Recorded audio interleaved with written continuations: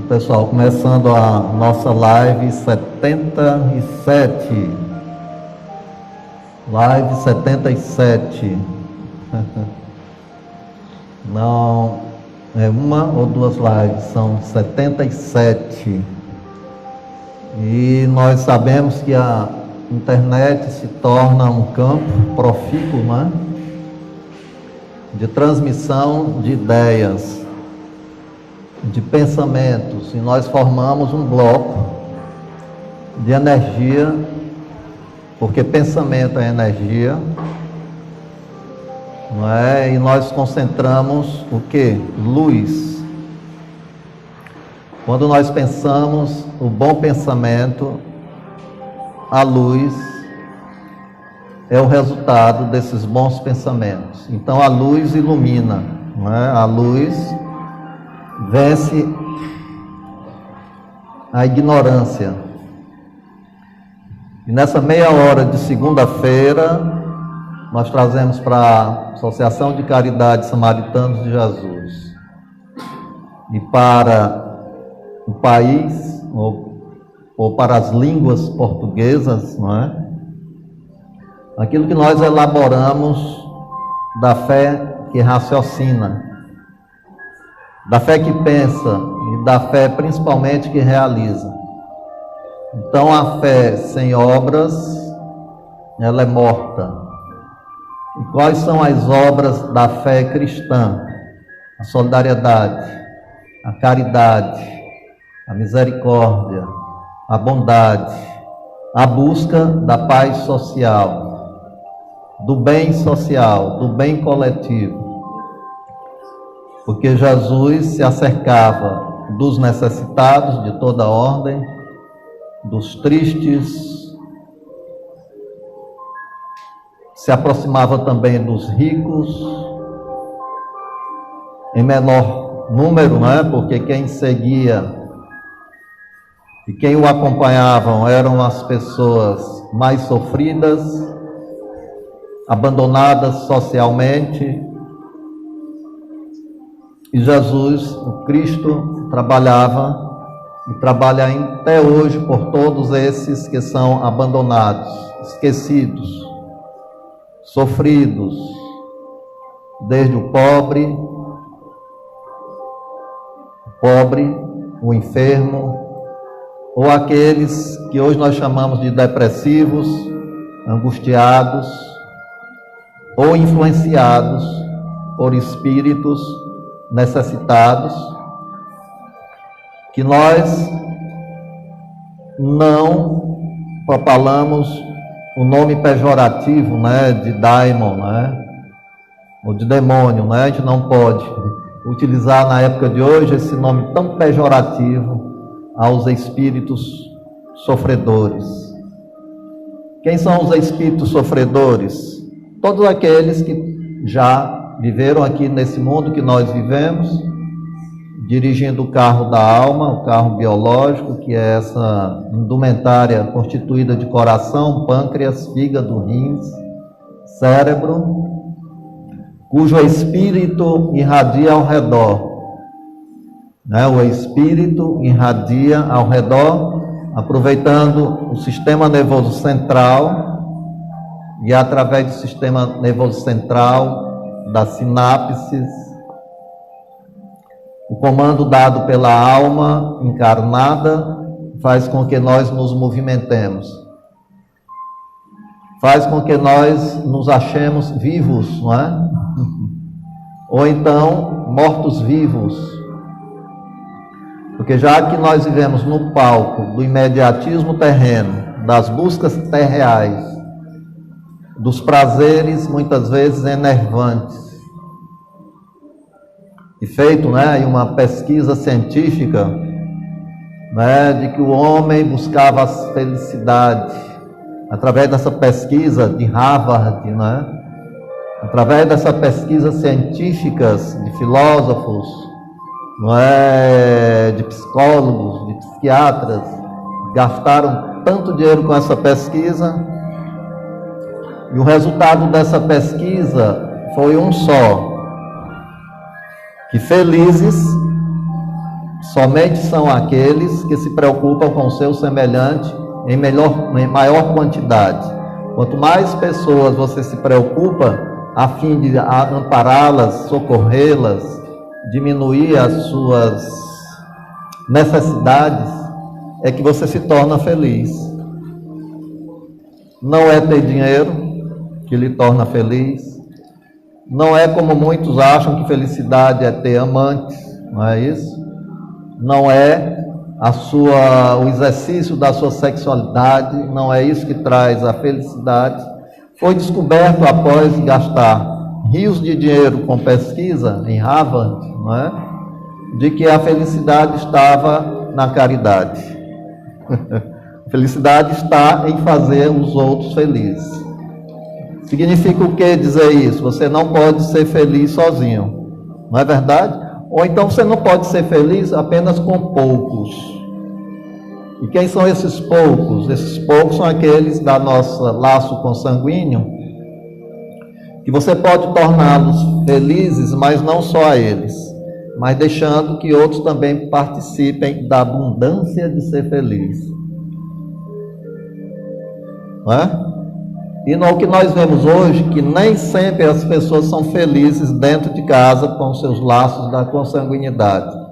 Nós vemos os lares que se rompem facilmente, as relações, né, de amizade, as relações de namoro, as relações de casamento, né, que se rompem, as primeiras discórdias, as primeiras inimizades facultadas dentro do lar. É isso que faz com que se rompa a estrutura carcomida dos lares. Falta o quê? Caridade. Caridade. E a caridade, ela é moral, né? Ela é moral pelo perdão, pela compreensão, pela tolerância, né, por vencer os ciúmes desmedidos, a falta de confiança. Então a caridade pode ser moral. E também tem a caridade do pão. A caridade do pão é aquela que você faz aos que estão na rua, na calçada, aos infelizes moradores das ruas, da necessidade. É uma visita que se faz a um enfermo, a um idoso abandonado no catre de dor, abandonado pelos seus familiares, nos asilos. Então isso é também o pão espiritual que você pode ofertar através de uma sopa, de um caldo reconfortante. Então tudo isso nós podemos oferecer. E você dirá que está ajudando o próximo. Mas efetivamente você vai estar ajudando a si mesmo a ser feliz, né? Porque você vai repartindo o pão e à medida que você reparte, mais você se torna feliz. Então quando é que nós vamos aprender aqui na Terra de que só somos felizes mutuamente nos auxiliando? E isso sem esperar recompensa imediata. Nós não podemos esperar reconhecimento do bem que fazemos, porque o bem não se negocia. Não é? Você diz, fulano é ingrato. É porque você está negociando com o bem que fez a fulano. Você não fez por amar ao próximo, você fez por egoísmo próprio, por querer retorno do bem que você fez. Então o bem real do cristão é igual de pai e mãe. Eu repito sempre, pai e mãe faz o bem a seus filhos pelo bem, não exige pagamento, né? Beija a face sem esperar o retorno daquele beijo. Então pai e mãe é desprendimento em favor da sua prole, dos seus rebentos do lar. E o cristão não é diferente disso, né? O cristão aprende que esse amor pode ser doado aos irmãos, às irmãs em humanidade. Então ele aí está colocando dentro de casa a família humanidade. Ele não fechou as portas de casa para a humanidade, ele abriu através das janelas e das portas do próprio coração. E é isso que Jesus, o Nazareno, tentou se comunicar conosco e até hoje muito mal compreendido. Então, a felicidade do Mestre Jesus estava em fazer a humanidade toda ela feliz. Está ainda trabalhando para que a humanidade seja feliz. Por quê? Porque quando nós tomarmos essa consciência coletiva, né, de que nós não somos seres individuais, mas viemos para a coletividade da humanidade, quando nós entendermos isso, nós vamos vencer as barreiras religiosas da salvação própria. A minha religião é boa e a tua religião é ruim. A minha religião salva e a tua não salva. Quer dizer, nós somos egoístas até na salvação. Não queremos repartir a salvação com budistas, com evangélicos, ou com católicos, ou com o Islã, ou com os ateus, não é? Porque o ateu que faz a caridade está sendo cristão. O ateu que realiza a caridade está sendo cristão. Por quê? O que é o religare? Ligar criatura ao Criador. Ninguém se liga ao Criador se não estiver ligado ao seu próximo.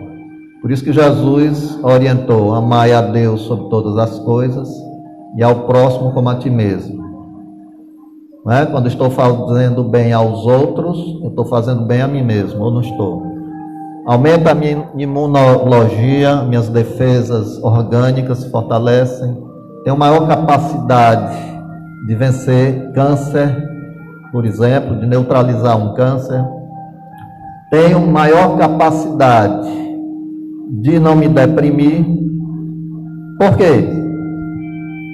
Porque quando eu estou oferecendo a condição do outro ser feliz na sua necessidade, eu vou vendo o quanto eu sou feliz, não é? O quanto eu tenho tanto para repartir. Talvez não tenha dinheiro, mas eu tenho tempo, as horas, a riqueza do tempo, e a gente só consegue isso aprendendo a disciplina. E Jesus era um ser disciplinado. Aproveitou e se preparou nos 3 anos do seu messianismo para pregar a religião do amor. E hoje nós vemos o cristianismo subdividido, católicos, evangélicos, enfim, só a questão dos evangélicos tem mais de 100 denominações, tudo para tentar chegar a uma única conclusão, de que tem que aprender a amar o próximo como a si mesmo. O espírita amar o evangélico, o evangélico amar o espírita, o católico amar o evangélico e vice-versa, o ateu, porque Jesus não tinha religião formal como as nossas de hoje, cristãs. Primeiro, eu digo sempre, o clero sequestrou o cristianismo, dizendo: fora da igreja não há salvação. Se fora da igreja não há salvação, não se salvam espíritas, evangélicos, budistas, taoístas. Por quê? Porque o orgulho escatológico da religião confiscou o amor de Jesus só para si. E os outros? E os outros não se salvam? E os outros não são filhos de Deus? Ou Deus não é Pai de todos? Então, nós não podemos fazer da religião refém do nosso orgulho. Eu não posso também, como evangélico, fazer refém o cristianismo, dizer que só vão para o céu aqueles que se tornarem evangélicos. Então, a doutrina espírita sabiamente disse: fora da caridade não há salvação. E é o que Jesus fazia: fora do amor não há salvação. E não há amor sem a caridade. Não há amor sem a repartição do pão. E a religião de Jesus era essa: salvam-se aqueles que fizerem a vontade do meu Pai que está no céu. Qual é a vontade de Deus que está nos céus? Que amemo-nos uns aos outros, como por Deus somos amados, ou como Jesus disse: como eu vos amei. Como eu vos amei. Então está aí todo o cristianismo, está no amor. Não precisa de tantas religiões salvacionistas, egoístas, tantas religiões com tantos dogmas interpolando o cristianismo. Uma das lutas de Paulo de Tarso, de João Boanerges, João Evangelista, Ignácio de Antioquia, Tiago, Pedro, era de que o cristianismo não se judaizasse com o seu formalismo que era a época, com o seu ritualismo. Então os rituais empanaram a cristalina verdade do cristianismo, que é vencer o egoísmo, o orgulho religioso, o orgulho pátrio, para que a humanidade se torne irmã uns dos outros. Então, está aí a doutrina espírita trazendo a chave dessa problemática da salvação, dizendo como Jesus: curando cego com saliva e lodo, repartindo pão e peixes para com os necessitados, sem perguntar: você é espírita? Você é católico? Você é um bandista? Você é morador de rua? Qual é a tua fé? Não interessa. Não cabe à doutrina espírita impor a fé a ninguém. Apenas ela expõe que a caridade é o mais importante. Se isso é mais importante para você católico, para você espírita, para você budista, para você evangélico nas suas centenas de denominações, batista, presbiteriano, do Santo dos Últimos Dias, da Igreja Universal, do Reino de Deus, não é? Tantas igrejas evangélicas que chega a 100 denominações só nos Estados Unidos, da América do Norte. E aqui são também dezenas e mais dezenas, para entender uma única verdade: ama ao próximo como a ti mesmo. Não é? A única verdade: ama ao próximo a ti mesmo. Então não há amor ao próximo sem a caridade, sem a solidariedade. Não há amor ao próximo sem que os chamados cristãos acabem com as barreiras, com os muros de Berlim do egoísmo e do orgulho religioso. Mesmo orgulho farisaico, no qual Jesus combatia. Chamava os religiosos de sepulcros caiados por fora. São podres por dentro, porque só tem o verniz da bondade, mas são como lobos rapazes que invadem a casa das viúvas para melhor enganar. Qual é a enganação da religião? A política do ter e não do ser. É amealhar bens para manter sua política religiosa. Assim faziam os fariseus no judaísmo. Amealhar bens. E Jesus era um judeu. Então podemos dizer que o judaísmo ainda está salvando o mundo pelo mestre Rabi da Galileia. Então ele nasceu pobre numa estrebaria entre animais, enquanto o judeu arcaico, o judeu não é, que queria o mando, a força da espada para vencer com as guerras, né, fratricidas, impondo uma religião, salvação pelo poder, Jesus enganou todos os judeus, né, os profetas como Isaías, né, trouxeram e propagaram Jesus que nascia pobre numa manjedoura, filho de um carpinteiro, crucificado entre dois ladrões. Então, até hoje eles não aceitaram que um salvador da humanidade viesse crucificado entre dois ladrões, um judeu, mostrando amor, simplicidade, perdão, sem segunda condições, perdão por perdoar, até chegar à capacidade de amar os inimigos. Até a capacidade de chegar a amar os inimigos. Se nós aqui na Terra ainda não aprendemos a amar nem os amigos, não é? Quanto mais amar os inimigos, não é? Só que disse ele: não saireis daí até pagar o último ceitil. Eu sou o caminho, a verdade e a vida. Ninguém vai a Deus senão por mim. O que é ir a Deus pelo Mestre Jesus? Perdoar ao ponto de amar até os inimigos. Quem é que está aqui capaz de perdoar, amar os inimigos?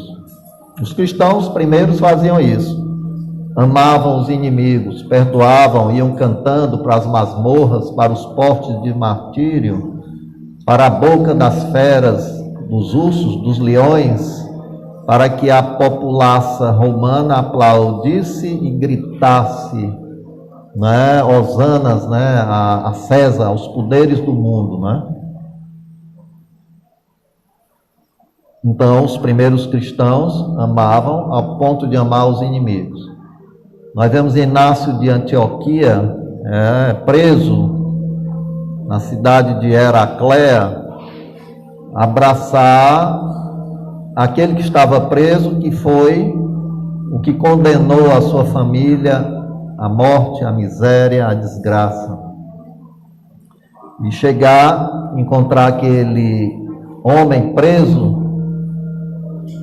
como ele também estava preso por amor, a bondade, a misericórdia, não é? Isso causava inveja aos doutores do templo, como em Heracléa havia um determinado chamado Davi, que tinha ódio de Paulo de Tarso e que tirava dos romanos.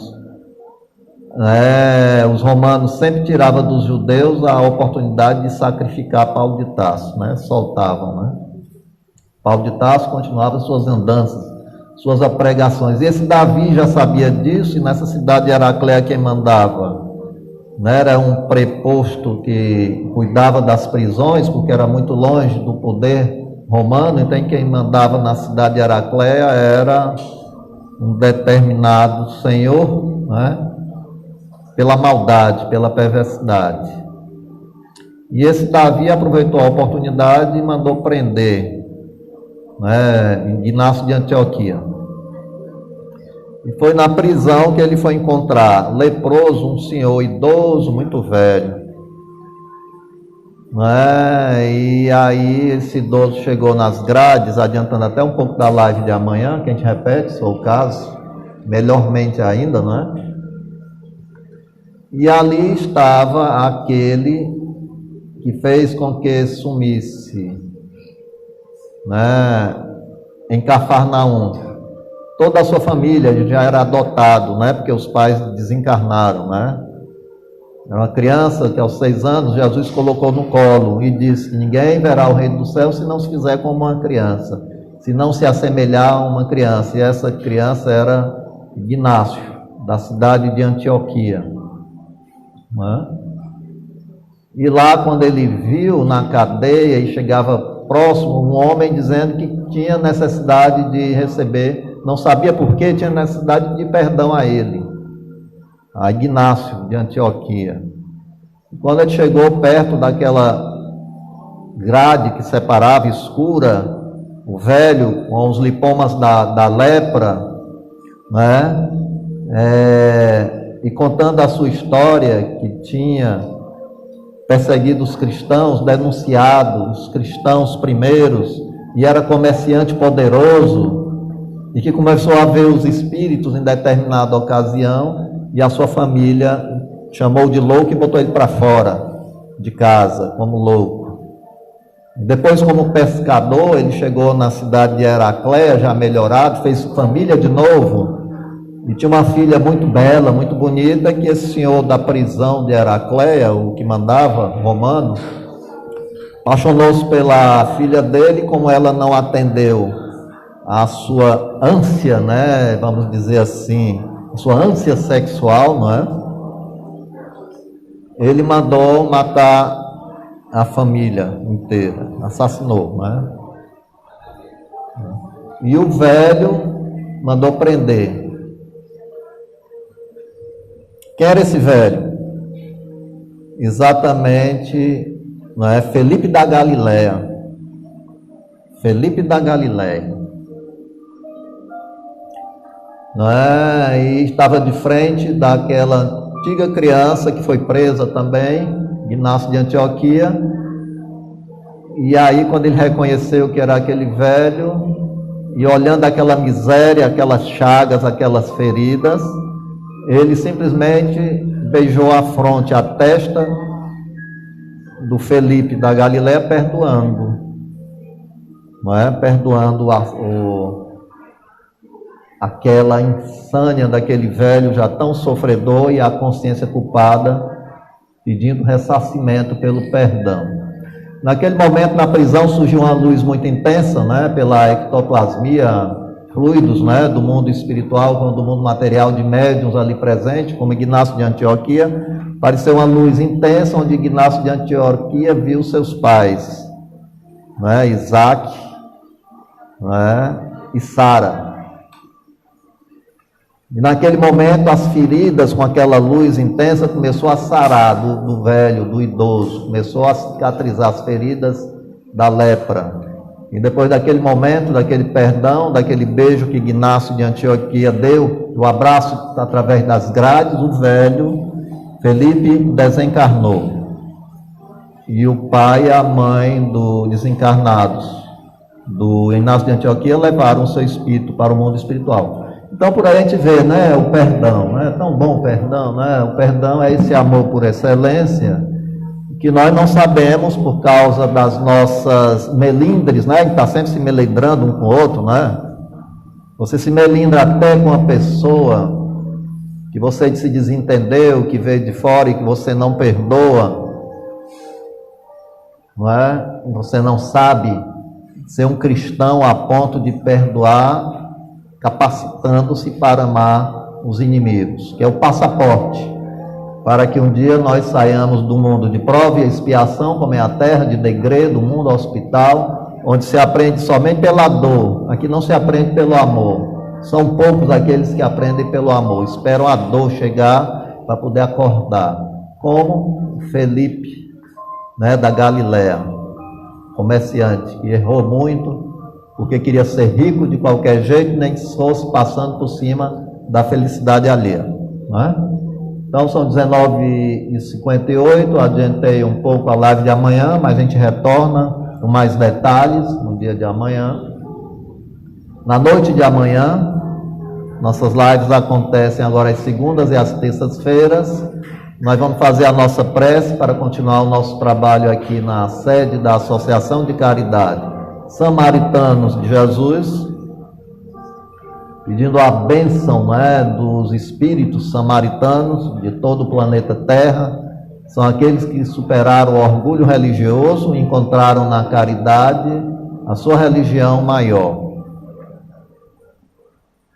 Por isso que Jesus chegou no poço de Samaria e ofereceu à samaritana água de beber para a vida eterna. Não é? Então nós estamos aqui exatamente nessa noite, ainda continuando a beber essa água cristalina do poço de Jacó, né, em Samaria. Não é? Tomando a água que é a água da caridade, a água da felicidade, o elixir da longa vida, pela qual a morte não nos alcança. porque cai, enterra-se a matéria, a alma cumpridora do seu dever pelo bem, pelo amor, ela torna-se bem leve. E ao desencarnar, certamente encontra-se com aqueles que pensam no bem, que fazem o bem e que procuram no bem a sua realização como religião maior, a caridade. Então vamos rezar a nossa prece agora. Depois da prece eu vou pedir licença às pessoas de casa para nós fecharmos não a janela dos nossos pensamentos, dos nossos corações. Como tudo é pensamento, como o Sol está no sistema solar derramando seus raios luminosos pelo planeta, também Jesus é um Sol maior do que o Sol, não é isso? E nós recebemos seus raios luminosos como estação de pensamentos que somos, né? Como uma grande hidrelétrica, né? E esses raios nós também espargimos quando recebemos em direção do planeta Terra. Segundo ele, dizia: vós sois deuses, podeis fazer o que eu faço e até mais, se tiver de fé do tamanho de um grão de mostarda, não é? E como também um centurião romano, né, que chegou para Jesus e disse: mestre, o meu filho está doente em casa, não é? Manda que ele fique bom, não é? Pede a esse teu Deus que ele fique bom. E Jesus olhou para ele e disse: volta para casa que teu filho está curado.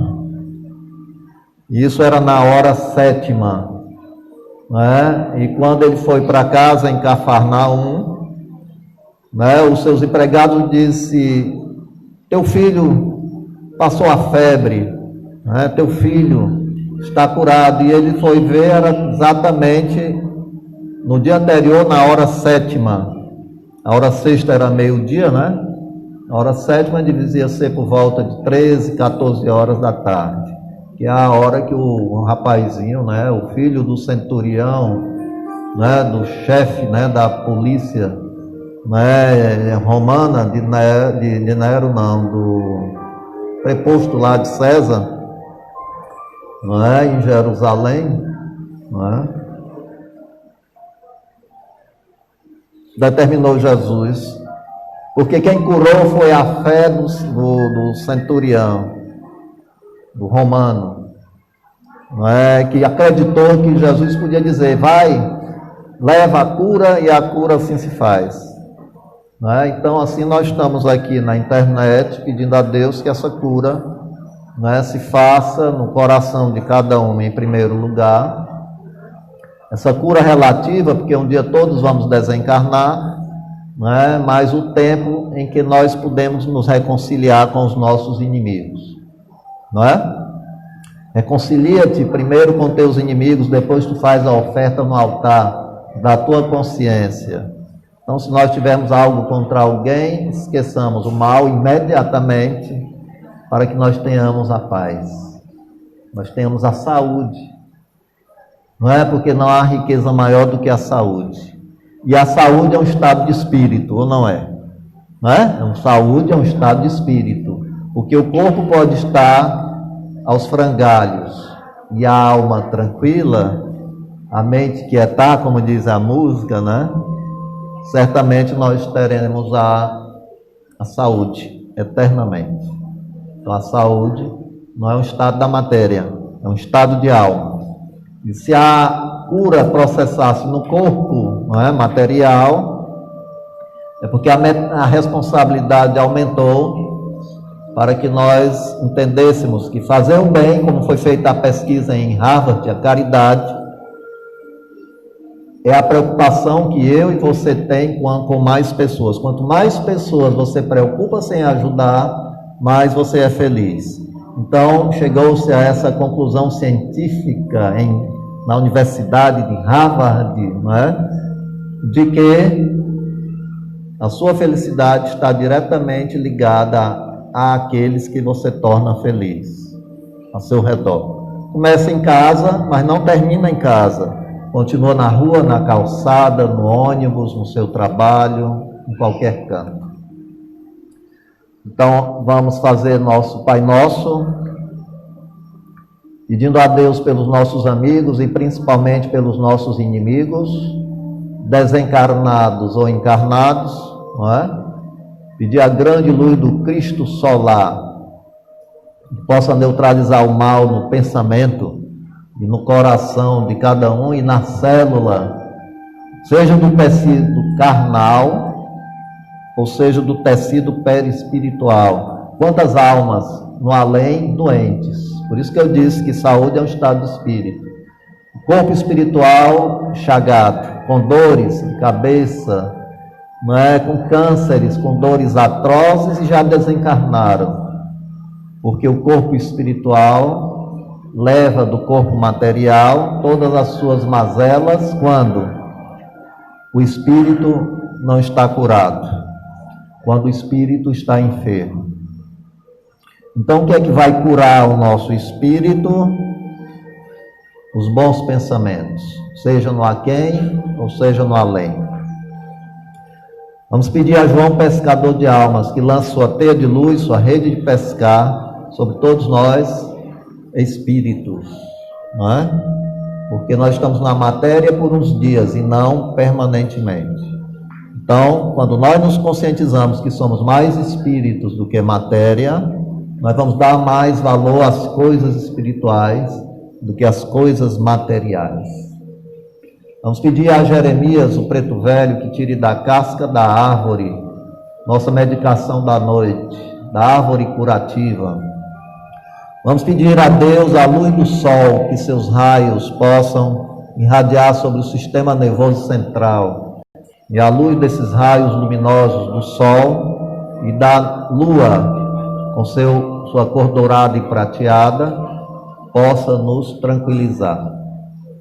Vamos pedir por aqueles que estão em casa, amigos, parentes, e por aqueles que estão na casa da direita, da esquerda, em frente, no quintal, na rua de trás, pedir que a grande luz do amor soberano do Criador possa irradiar curando todas as feridas da revolta, as feridas da inveja, as feridas da malquerença, as feridas do orgulho religioso e salvacionista, para que nós possamos compreender com ele que é caminho, verdade e vida, de que somente o amor ao próximo como a si mesmo será a religião que poderá salvar essa humanidade do seu orgulho religioso, dos seus dogmas,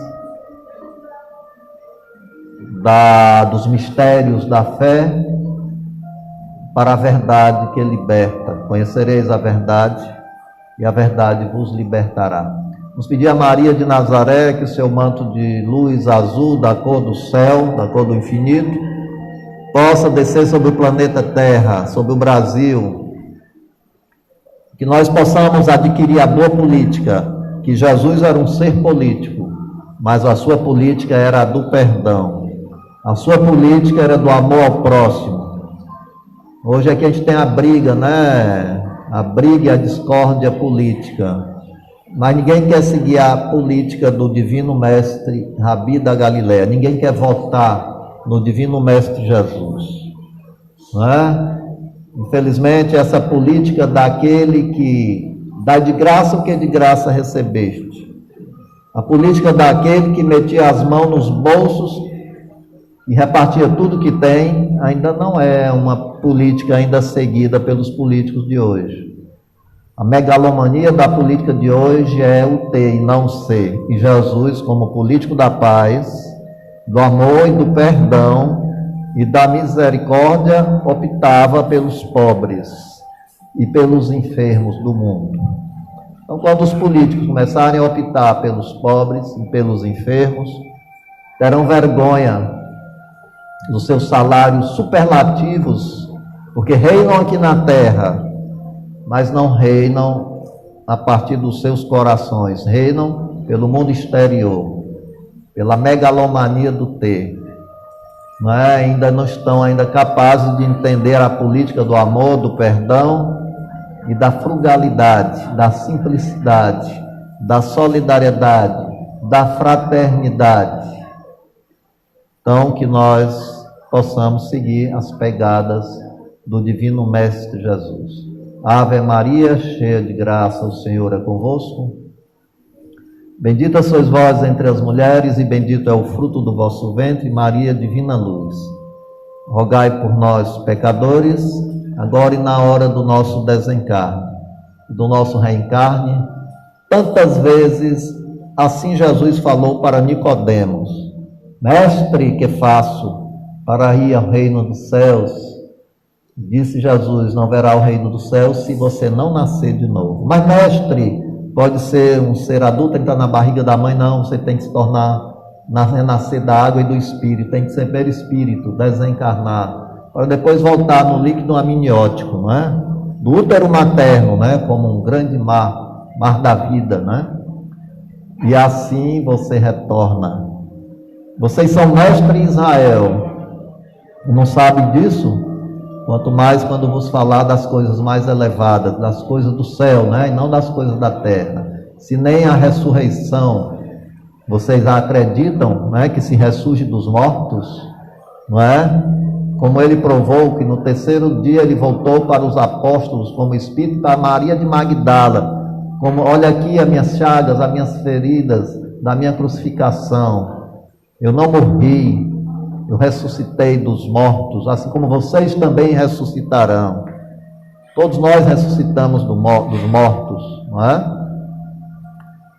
E aí eles negaram que, olha, como é que ele se apresenta a uma ex-prostituta, né?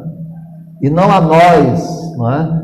É porque Jesus considerou que Maria de Magdala foi um grande exemplo de recuperação, não é? Ela recuperou-se, né, das suas ilusões, não mais se prostituiu, não é isso? E mudou de vida para melhor. E foi uma seguidora, quanto mais, das pegadas do Cristo, não é? Até chegar a viver com os leprosos, também pregando as lições salvadoras e libertadoras do Divino Mestre Jesus. Por isso que ele se apareceu primeiro a Maria de Magdala.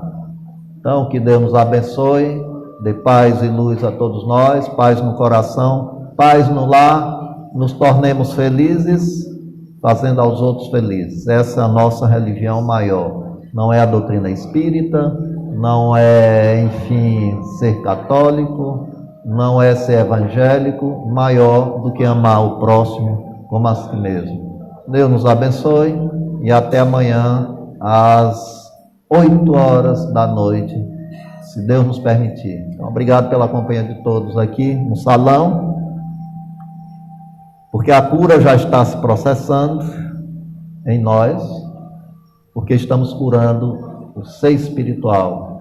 A luz do Espírito reflete nas células cansadas, fazendo com que nós possamos ficar mais um tempo nesse corpo material para aperfeiçoar o ser que somos nós, todos eternos, mais do que o corpo, mais do que a matéria, mais do que os prazeres, né? Nós temos a emoção superior como prazer maior, não é? E não as sensações inferiores como ilusões que estão matando e deprimindo as pessoas na Terra.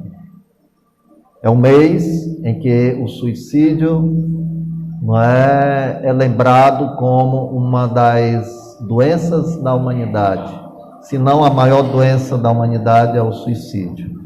E ela é mais da mente do ser eterno, do ser espiritual, não é, do que o ser material. Então as almas que se enfermam pela depressão necessitam ser medicadas